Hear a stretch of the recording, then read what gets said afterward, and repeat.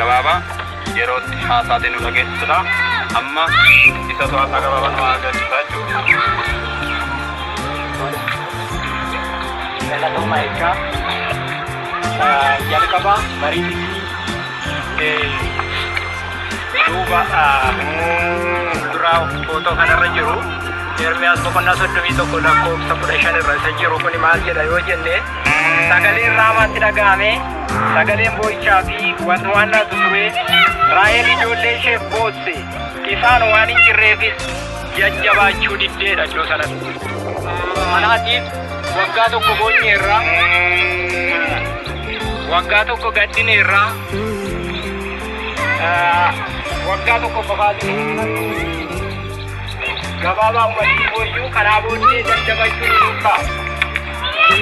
Waldaan booddee hiriyoonni boo'aniiru firoonni boo'aniiru lafti boo'eera lafti ganda bonee abuuna hangarraayyuu boo'aa jira.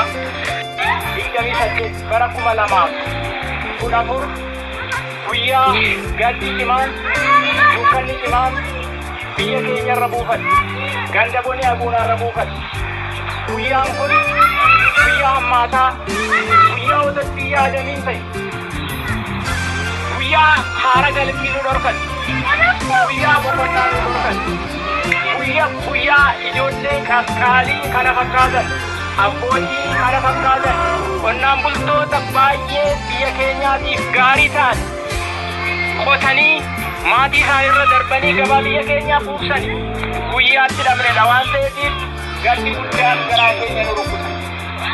Garaan keenya hin boo'a hin gadda onneen keenya rakka dhiigaa gaafa kana yaadannu ni dhiisa. Iji keenyi bishaan ilmaan dhiiga bu'a maarkoo daree ta'eera waan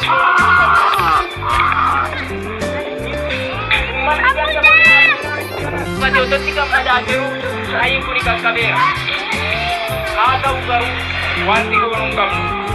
seenaan ganda keenya yaadatu uummata keenya siyaasa kamuu keessa kan hin jiru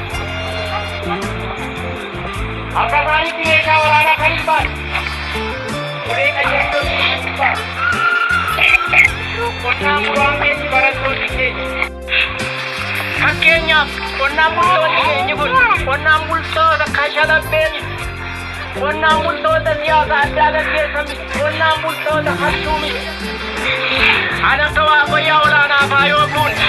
qotee kan gabaa biyya abbaasaa soobe kan dilbiin sarraa'ee mana isaa keessa jiru kan akka dhugaasaa fayyisaa faayoo buune kan akka dassaallee nyoolgirraa yoo buune yoo ilaalle kan akka tashaalee waaqee yoo ilaalle kan akka tollaanii gammachuu yoo ilaalle kan akka moosisaa lataa yoo ilaalle warra horanii bobbaasan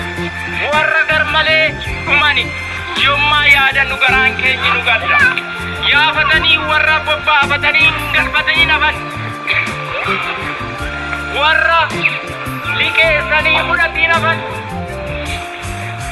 warra dubbatanii waan godhan dhabanii achi nafan warra waannaa isaanii namni tokko isaan fuudhee dhaabatee dhagee isaan kana gaafa of biraatti dhabanii jajjinani maraa maal goona obsaa maali obsaa nuna dhufta jaarsolii biyyaa nuti qabnu kan akka obbo Fiqaaduu Abdiisaa kan akka obbo Nugusaa Birruu kan akka obbo Fufaa Galataa isaan kana gaafa yaadannu garaa keenyatu nu gadda. Jabaan warra nurraa dhuman warra bahanii nama raarsanii gaaf tokko afaan isaanii namatti darbee harki isaanii namatti darbee jaba tokko keessa kan hin galle isaan kana gaafa of biraatii dhabnu garaa keenyatu gadda. Dargaggeessa abbaa manaa obboleessa keenya biraanuu mul'ataa tajaajilli na sadii bitee ganna keenya keessatti deessuu keenya gaafa ciniinsuun qabu gaafa waamnan fuudhee sakalaa fi iddoo barbaadnetti kan nu geessisu dhukkubsata. Hojjera kanarra kan jirani namoonni laafaan hin jirani namoonni biyyaaf hin taane hin jirani yeroo irraa kan ka'e hunduma isaanii maqaa dha'uu hin dandeenyu yeroo irraa kan ka'e maqaa isaanii kana dhoonee tarreessinee fiduu hin dandeenyu ka Waaqayyo biyya keenyaaf eebbisee isaanaaf dadhabu nama yeroo hundaa jireenya isaanaan dhukkubsatan beelaanan dheebodhatu hin jedhin nama qilleensi hamaan isa dhowwine guutuun garaadhaa isa dhowwine ergama waaqayyo irraa fuudhee galmaan ga'uudhaaf yeroo hunda nama dadhabu nama gaa'ila sirriin akka inni dhaabatuuf yeroo hunda dadhabu nama barsiisa wangeelaa barsiisuudhaan namni waan namalee waan itti jiraatu kana akka beekuudhaaf